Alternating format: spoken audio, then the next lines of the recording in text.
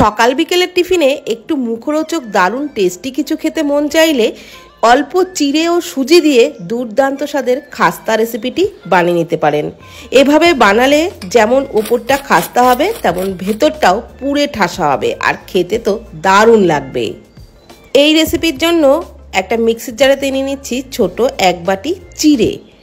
এবারে ওই বাটিরই হাফ বাটি নিয়ে নিলাম সুজি। তারপর সমস্ত কিছুর একদম মিহি পাউডার তৈরি করে নিয়েছি, একটা বোলের মধ্যে ঢেলে নিলাম। এবারে ওর মধ্যে দিয়ে দিচ্ছি পরিমাণ মতো লবণ, 2 চামচ সাদা তেল। তেল আর লবণ চিড়ে আর সুজির গুঁড়োর সাথে খুব ভালো করে মিশিয়ে নিচ্ছি। মিশিয়ে নেওয়া হয়ে গেলে অল্প অল্প নর্মাল জল দিয়েই আমি এটা ভালো করে মেখে নেব।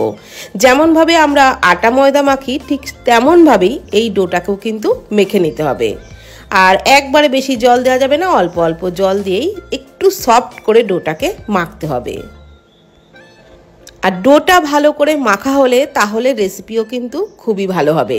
তো খুব ভালো করেই আমি ডোটাকে মেখে নিয়েছি। এবারে ওপরে দিয়ে দিলাম আরও একটু সামান্য তেল, ওই 1 চামচ মতো দিয়েছি। আবারও ভালো করে একটু মেখে নিচ্ছি।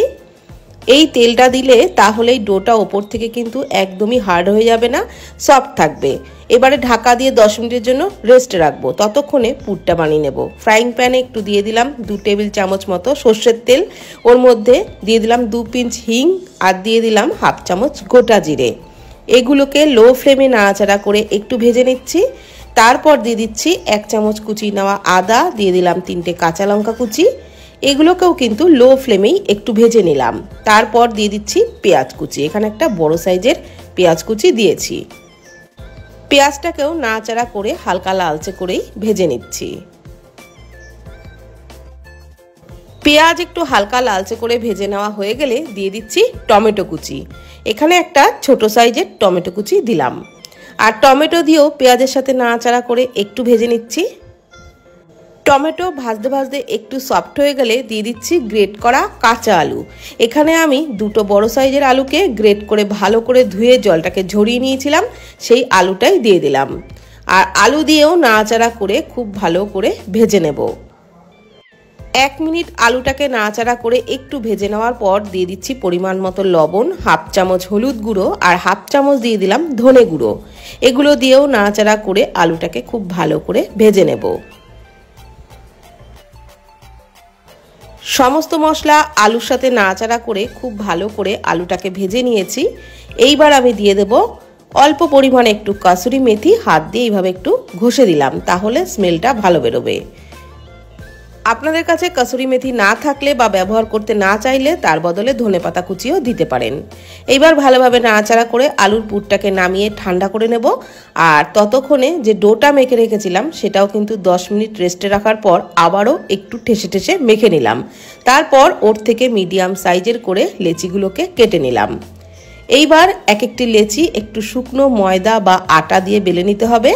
আমি এখানে একটু ময়দা দিয়েই বেলে নিচ্ছি। আর বন্ধুরা, এই চিড়ে সুজির ডোটা কিন্তু খুবই সফট হয়, তাই খুব তাড়াতাড়ি বেলে নেওয়া যায়, কোনো রকম অসুবিধাই হয় না। একটু শুকনো ময়দা বা আটা দিয়েই একটু বেলে নেবেন, যেহেতু খুব সফট হয়। আর প্রথমে এরকম গোল পরোটার মতনই বেলে নিতে হবে। আর খুব বেশি বড় করে বেলার একদমই দরকার নেই, মিডিয়াম সাইজের করেই বেলে নিতে হবে। তো সব কটাকেই আমি আগে বেলে নিচ্ছি, তারপর টিফিনগুলো বানিয়ে নেব।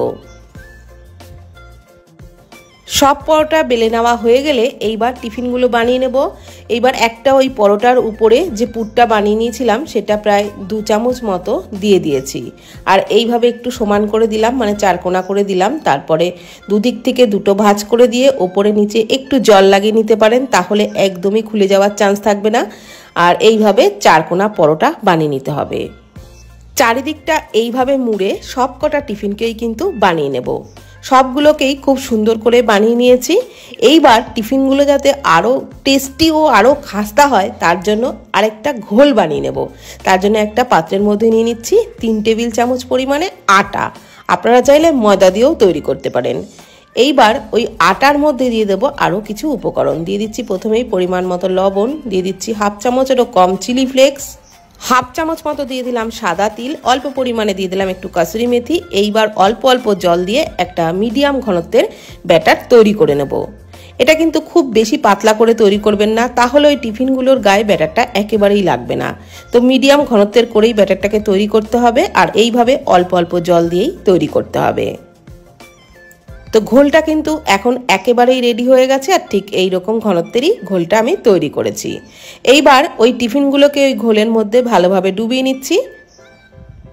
আর ওদিকে আগের থেকেই ফ্রাইং প্যানে সাদা তেল খুব ভালো করে গরম করে নিয়েছিলাম। এইবার ওই টিফিনগুলোকে ওই ঘোল থেকে তুলে সরাসরি তেলের মধ্যে দিয়ে দিচ্ছি। তেলটাকে কিন্তু খুব ভালো করে গরম করে নিতে হবে। তারপর মিডিয়াম টু লো ফ্লেমেই কিন্তু এই টিফিনগুলোকে ভেজে নিতে হবে। তো একসাথে আমি 3টে টিফিনকে ভেজে নিচ্ছি, উল্টে পাল্টে বেশ লালচে করে ভেজে নেব। আর এগুলো একটু লালচে করে ভাজা হলেই খেতে দারুণ লাগবে, আর উপরটাও দারুণ মুচমুচে হবে, আর ভেতরটা তো পুরে ঠাসা, তো খেতে কিন্তু দুর্দান্ত লাগে। ব্রেকফাস্টে বা ডিনারে বা সন্ধ্যের টিফিনেও আপনারা এই রেসিপি অবশ্যই ট্রাই করতে পারেন। তো উল্টে পাল্টে সব টিফিনগুলোকেই কিন্তু আমি বেশ লালচে করেই ভেজে নিয়েছি। তাহলে ব্রেকফাস্টে বা সন্ধ্যের টিফিনে আপনারা এইভাবে চিড়ে ও সুজি দিয়ে দুর্দান্ত স্বাদের টিফিনটি বানিয়ে নিন, খেতে দারুণ লাগবে। আর ভিডিওটি ভালো লাগলে প্লিজ কমেন্ট করবেন। ধন্যবাদ।